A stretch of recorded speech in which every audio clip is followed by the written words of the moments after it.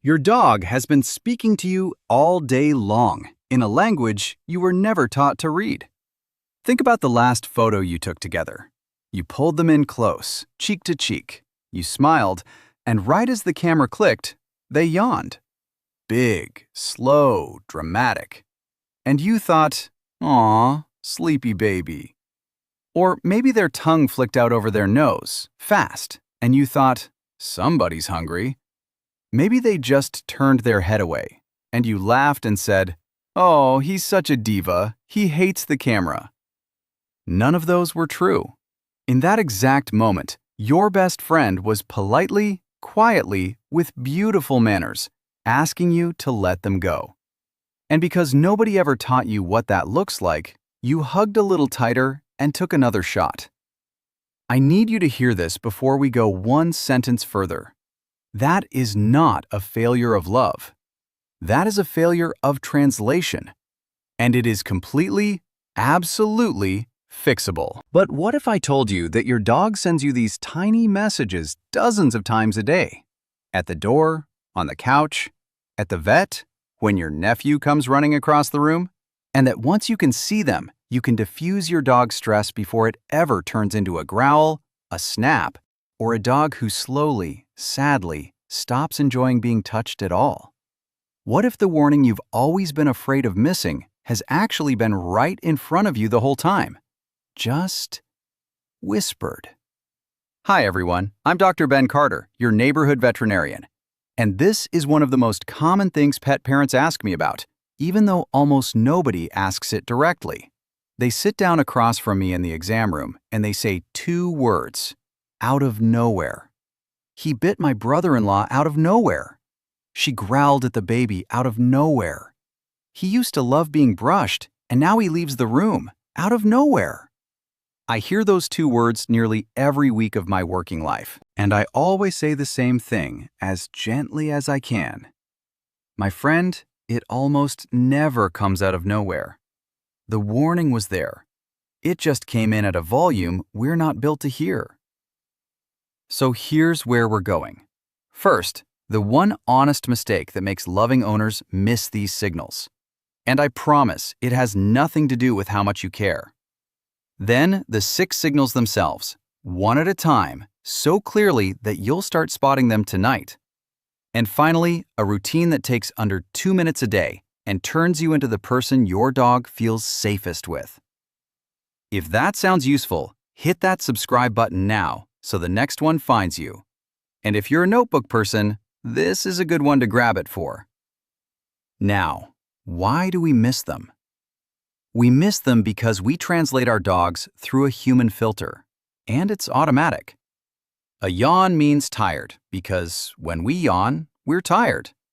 A lick of the lips means food. A turned head means somebody's ignoring me, because when a person turns away mid-conversation, that's exactly what it means. Every one of those translations is reasonable.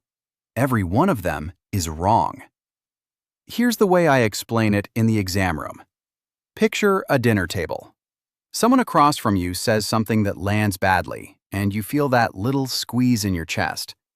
You don't slam your hand down, you don't shout, you clear your throat. Small, polite. Ahem. It's the quietest possible way to say, "I'm uncomfortable, please notice me." And if nobody notices, you clear it again, a bit louder. You shift in your chair, you look at the door. But if nobody ever notices, if every single polite signal gets talked straight over, then eventually you have only one option left. You raise your voice. And here's the cruel part. To everyone else at that table, you just exploded out of nowhere. They missed the first 4 throat clears, so all they heard was the shout. That is exactly what a growl is. A growl is not the beginning of the conversation. It's your dog finally raising their voice after clearing their throat politely all evening. So, you weren't ignoring your dog. You were listening, in the wrong language. And a language can be learned. Which brings me to the thing I actually want to put in your hands today. There's a whole vocabulary of these quiet messages, and behavior professionals have a name for them: calming signals. A Norwegian trainer named Turid Rugas began cataloging them back in the 1990s. And today, many veterinary behaviorists and trainers consider them a core part of reading a dog. On this channel, I call them the whisper signals because that's exactly what they are. And their purpose is beautiful, honestly. Dogs use them to lower tension, their own and everyone else's. This is a species that would genuinely rather diffuse a situation than fight about it. Your dog isn't being difficult. Your dog is being polite. Before I show you the 6, do something for me. Pause this video, go find your dog, and don't call them or touch them. Just watch their face for 60 seconds. Then walk over slowly and reach your hand toward the top of their head. Watch what happens in the half-second before you make contact. I'll wait. Whatever you just saw, hold on to it. It's going to make sense in about 2 minutes. I see this story in my exam room constantly. Picture a family with a big, soft-hearted Labradoodle and a 4-year-old who adores him.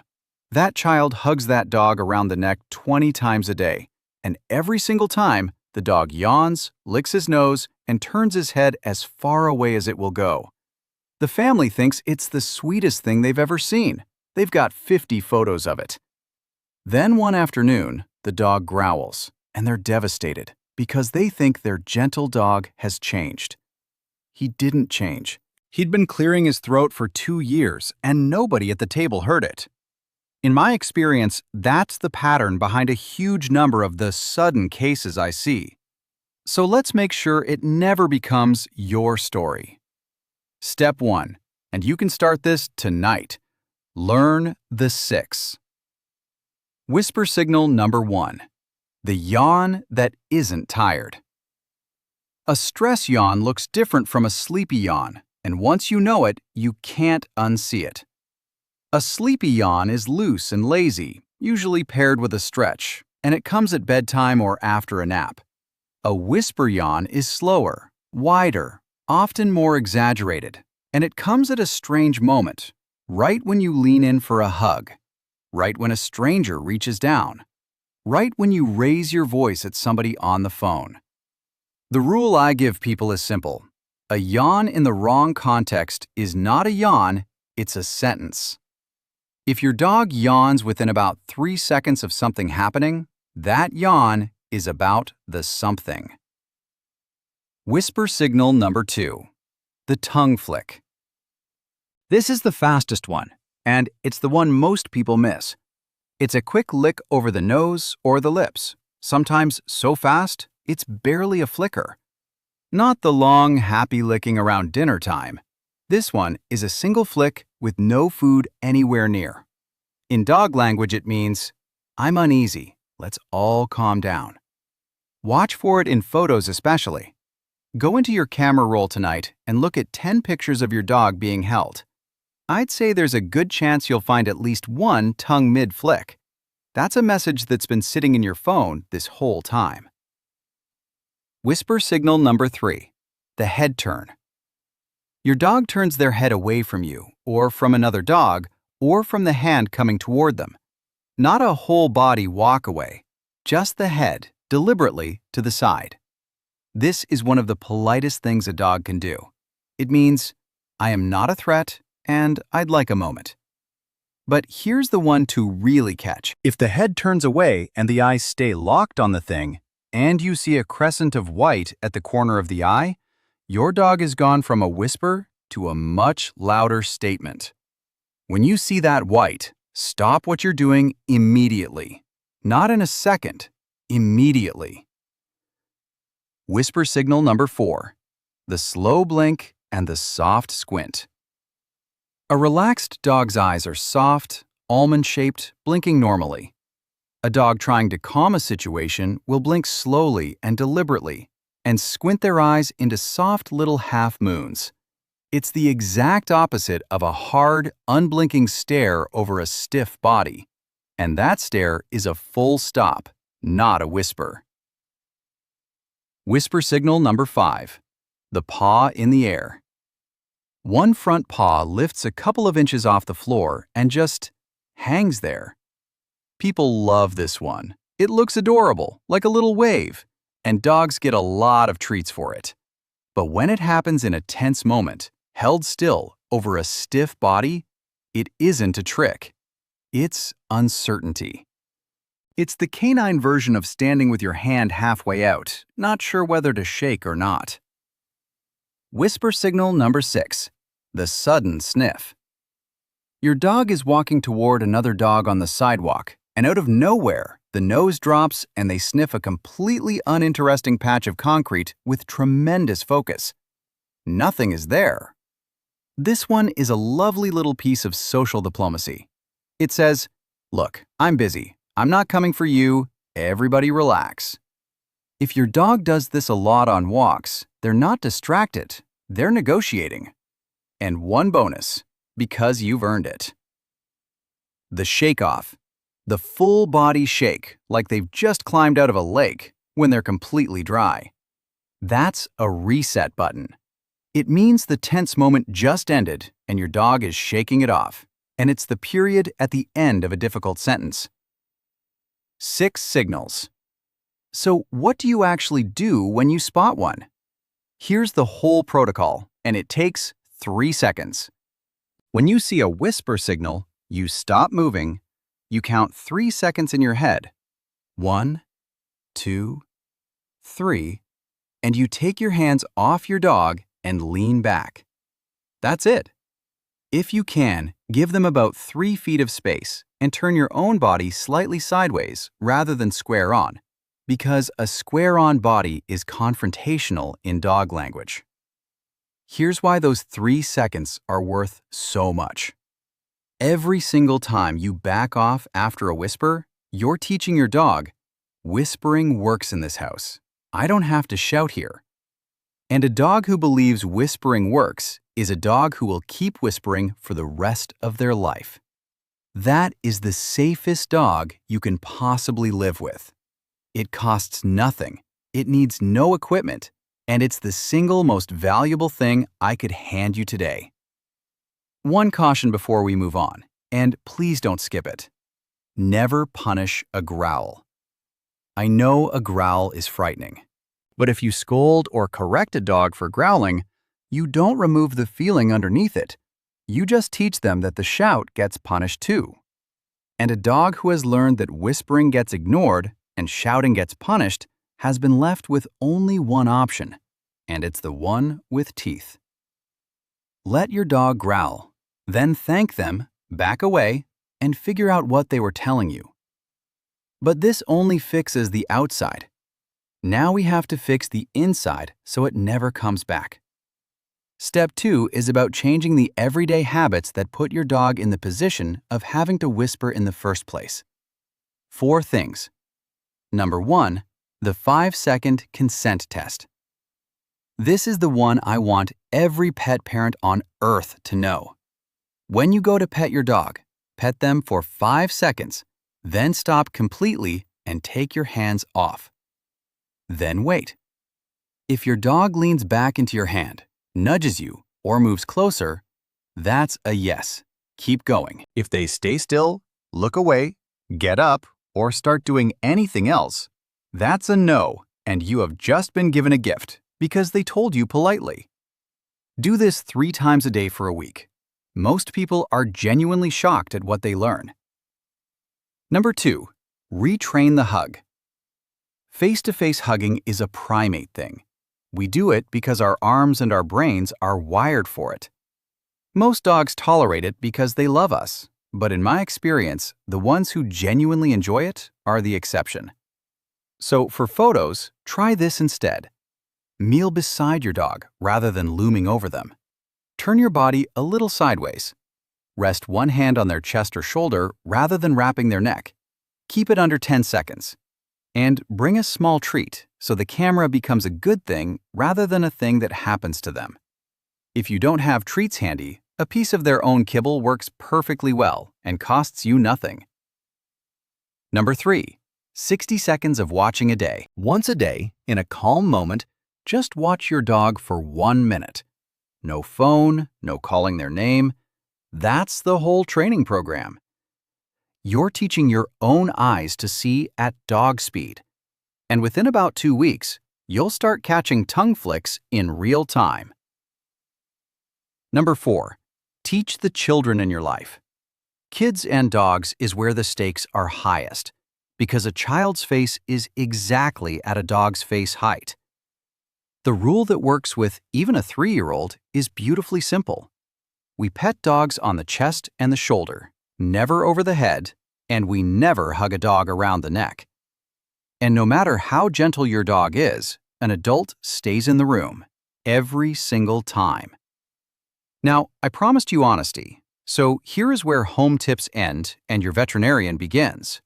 Please listen closely to this part. If your dog has suddenly started showing far more of these signals than usual, if a dog who always loved being brushed or picked up now turns away, licks, or flinches, treat that as a medical question first, not a behavior question. Sudden intolerance to touch is one of the most common ways pain shows up in dogs. Dental pain, ear infections, arthritis, neck and back pain, skin discomfort. Book a full physical exam and say those exact words to your vet.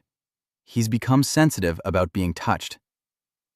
In our seniors, a sudden rise in anxiety signals can also point toward failing vision or hearing, or age-related cognitive change, and all of those deserve a proper workup. And if your dog has bitten or come close to it, or if there's a growl in a brand new situation, please don't try to solve that from a video, including mine. Start with your veterinarian to rule out pain, then ask for a referral to a veterinary behaviorist or a credentialed, reward-based behavior professional. That's not a failure. That's what a good advocate does. All right, let's put it all together. Step 1. Learn the 6 whisper signals: the out-of-context yawn, the tongue flick, the head turn, the slow blink and soft squint, the lifted paw, the sudden sniff. That's the vocabulary. Step 2. Use the 3-second rule. See a whisper, stop, count to 3, back off, give 3 feet. Every time you do that, you teach your dog that whispering works. Step 3. Build it into the everyday. The 5-second consent test 3 times a day. Sideways cuddles instead of neck hugs. 60 seconds of watching. And the chest and shoulders rule for every child in your dog's life.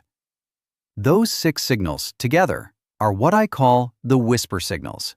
And from tonight onward, you're one of the people who can hear them. Now, you don't have to do all of this tomorrow. Please don't try. Pick just one thing from this video. Honestly, if you only ever do the 5-second consent test, you will have changed something real in your dog's life. And I want to say one more thing before you go. The fact that you watched this entire video, that you sat here and learned a second language just to understand somebody who can't speak yours, proves how much you love them. And trust me, my friends, they know it. You are your dog's only advocate. Nobody else is going to notice that little tongue flick on their behalf. Just you. So next time you pull them in for a photo, take 1 second first and look at their face. If you see a whisper, let them go, kneel down beside them instead, and take the picture that way. It'll be a better picture anyway. In that one, both of you are comfortable. The photo can wait. The trust can't. So here's my question of the day, and I genuinely love to hear from you. What's your dog's name, and which of the 6 whisper signals are you going to watch for first? Drop it in the comments. I read as many as I possibly can, and I do read them. If this helped you, hit that like button. It helps this channel reach and protect more dogs. Subscribe if you want to keep learning this stuff with me. And please, share this with a friend whose dog has ever growled out of nowhere. You might just change their dog's life. Now, go ask your best friend if it's okay first. And if they say yes, give your dog a gentle scratch behind the ears for Dr. Ben. Stay safe, trust your instincts, and I'll see you in the next video.